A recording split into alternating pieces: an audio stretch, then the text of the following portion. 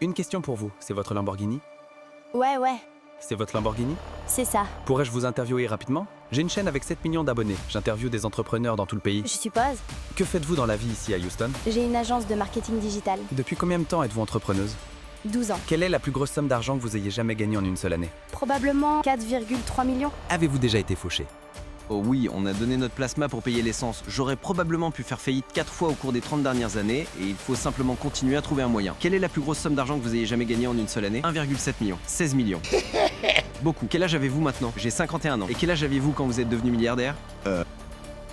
Étant donné que Houston au Texas abrite près de 100 000 millionnaires et 18 milliardaires, nous sommes de retour à Houston pour trouver ces millionnaires et milliardaires afin de découvrir comment ils ont créé leur richesse dans cette ville et comment vous pouvez devenir financièrement libre en 2025. Cela étant dit, c'est parti pour la vidéo.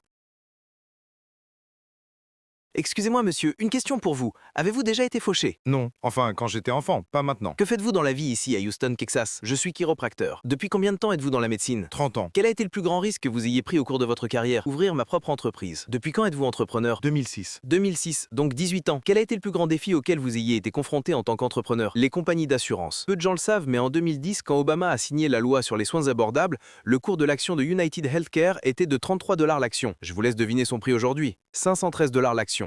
Donc, au cours de ma carrière, le secteur de l'assurance s'est consolidé, passant d'une vingtaine de mutuelles, HMO, PPO différentes, à seulement 5. Mais ces 5-là sont maintenant des entreprises du Fortune 100. On ne peut pas s'en débarrasser. Blue Cross n'est pas coté en bourse. Les 4 autres le sont. Les PDG de ces 4 entreprises gagnent 100 millions de dollars par an. C'est ça le problème du système de santé, pas les médecins, car ce n'est pas nous qui gagnons l'argent. Quelle est la plus grosse somme d'argent que vous ayez jamais gagnée en une seule année? 1,7 million. Comment avez-vous fait évoluer cela pour atteindre une entreprise à 7 chiffres? Beaucoup d'entrepreneurs ont une super idée, ils lancent leur entreprise, mais ils ont vraiment du mal à la faire grandir. Qu'est-ce qui vous a fait passer de 6 à 7 chiffres avec votre entreprise? Eh bien, la clé de toute entreprise, c'est de donner aux gens ce qu'ils veulent ou ce dont ils ont besoin. Et ce n'est pas ma citation. Si vous donnez aux gens ce qu'ils veulent ou ce dont ils ont besoin, vous réussirez. Si vous résolvez les problèmes des gens, vous deviendrez fortuné. J'apprécie, vos conseils sont excellents. Merci beaucoup.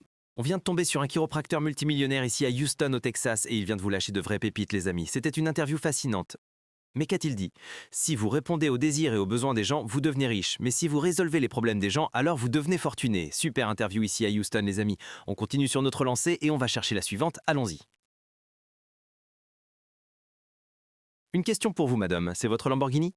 Ouais, C'est votre Lamborghini? c'est ça, Pourriez-je vous interviewer rapidement? J'ai une chaîne avec 7 millions d'abonnés. J'interviewe des entrepreneurs dans tout le pays. je suppose. Que faites-vous dans la vie ici à Houston? J'ai une agence de marketing digital. Depuis combien de temps êtes-vous entrepreneuse?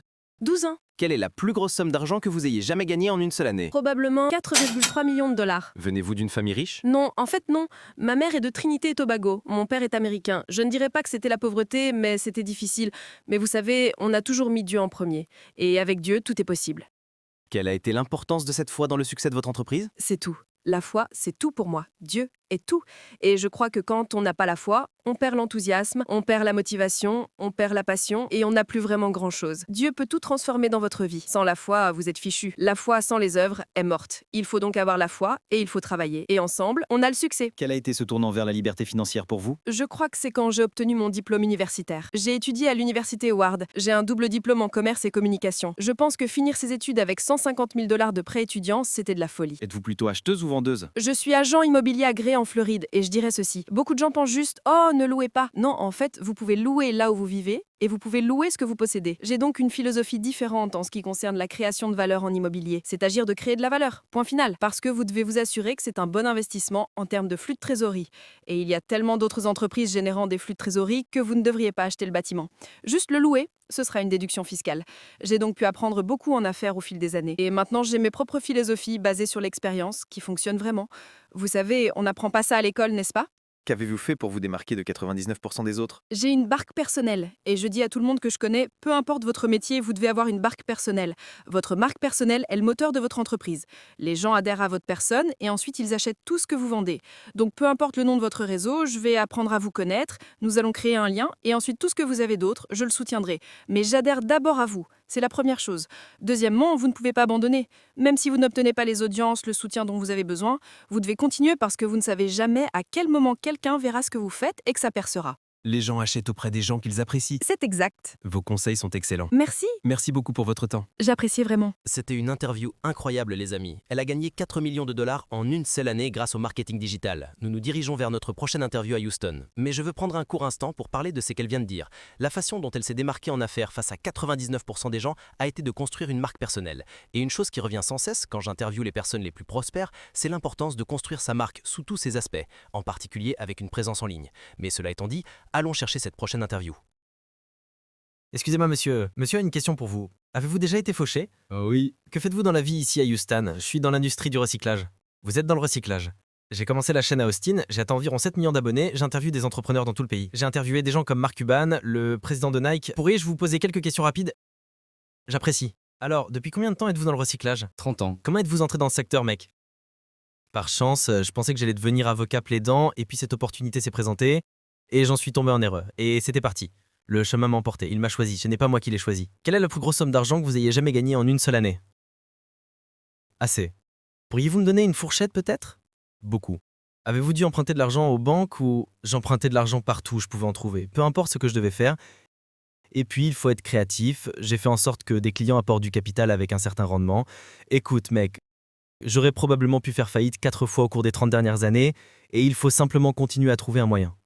Quel est le meilleur conseil financier que vous ayez reçu au cours de votre carrière? Eh bien, j'ai fait une erreur. Dans le recyclage, je présentais mon entreprise comme la 2e plus grande société de recyclage des États-Unis. Un de mes conseillers était le PDG d'Anheuser-Busch et il m'a dit « Rick, pourquoi parlerais-je au numéro 2 alors que je peux aller parler au numéro 1 ? Donc si jamais vous voulez parler de quelque chose, dites-moi dans quel domaine vous êtes le meilleur, pas le 2e meilleur, personne ne s'en soucie. Alors, dans quoi êtes-vous le meilleur ? Quel est votre nom, monsieur? Rick Perez. Rick Perez, James D. Quel âge avez-vous maintenant? J'ai 51 ans. Et quel âge aviez-vous quand vous êtes devenu milliardaire? Je sais que c'est un milliardaire là, mec. On se promène dans le quartier de Riverhawks et je tombe sur mon gars qui sort d'un van Sprinter pour aller dans un bon restaurant. Il possède la 2e plus grande entreprise de recyclage des États-Unis. Mais ce que je retiens le plus de cette interview, c'est quand il a dit que lorsqu'il devait emprunter de l'argent, il en prenait de partout et qu'il a failli faire faillite 3 ou 4 fois. C'est cet état d'esprit implacable que beaucoup de ces entrepreneurs ont qui l'a mené à bâtir l'une des plus grandes entreprises du pays. Super interview ici à Houston, mec. Cette vidéo devient de plus en plus folle. Mais allons chercher la prochaine et continuons sur notre lancée. Excusez-moi monsieur, c'est votre Rolls-Royce? Ouais mon frère. Que faites-vous dans la vie ici à Houston, Texas? Je suis entrepreneur et je suis propriétaire d'entreprise depuis environ 14 ans. Et je parcours tout le pays pour demander aux entrepreneurs leurs meilleurs conseils pour les nouveaux entrepreneurs. Est-ce que je peux vous poser quelques questions rapides pour la chaîne? D'accord. Quelle est la plus grosse somme d'argent que vous ayez jamais gagnée en une seule année? En 2020, 16 millions de dollars. Quelle est la plus grande leçon que vous ayez apprise sur l'entrepreneuriat au cours de ces 14 années? Par exemple, quelle leçon sur les affaires donneriez-vous à quelqu'un qui n'a pas un bon menteur en ce moment? Croire que vous le pouvez est bien plus rentable que de croire que vous ne le pouvez pas. Avez-vous déjà été fauché? Oh oui. On a donné notre plasma pour payer l'essence. On l'a vraiment fait. Nous sommes en affaires depuis 14 ans, mais les 5 premières années, ce n'était pas si rose. Quel a été ce tournant vers la liberté financière pour vous? À l'époque, ma femme, on donnait notre plasma, et elle a dit, pas avec ses mots, mais avec son visage, elle a dit que si elle avait l'occasion de tout recommencer, elle ne le ferait pas. En gros, son visage disait « Je n'ai pas signé pour ça ». Et j'ai lu entre les lignes. Ça m'a remonté à bloc. Et puis j'ai eu cette fille-là, et ça a changé la donne pour moi. Quel est le meilleur conseil financier que vous ayez reçu d'un menteur? S'il y a une leçon sur l'argent qu'un menteur vous a enseigné et qui vous a toujours marqué, quel conseil transmettriez-vous à la jeune génération? Restez assez petit assez longtemps et vous deviendrez assez grand assez tôt. Cela signifie de garder les dépenses basses quand l'argent rentre.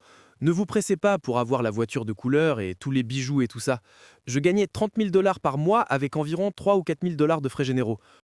Ce n'est que lorsque j'ai eu des millions d'économisés que j'ai été forcé de passer d'une Kia Optima à une Maserati. La même année, j'ai acheté cette voiture cash. Vous avez donc mené une vie simple pendant un certain temps? Oui, bien sûr. Aujourd'hui, 1 millionnaire sur 4 vit d'un chèque de paye. De votre point de vue, qu'est-ce qui maintient les gens fauchés dans le monde actuel? Le scrolling. Regardez les autres vivre leur vie au lieu d'aller chercher la leur. Et quelle est la plus profonde citation que vous ayez jamais entendue? On se voit au sommet car en bas il y a trop de monde. Mais on ne regarde jamais quelqu'un de haut à moins d'être prêt à l'aider à se relever. Plus important encore, comprenez ceci. Croire que vous le pouvez est bien plus rentable que de croire que vous ne le pouvez pas.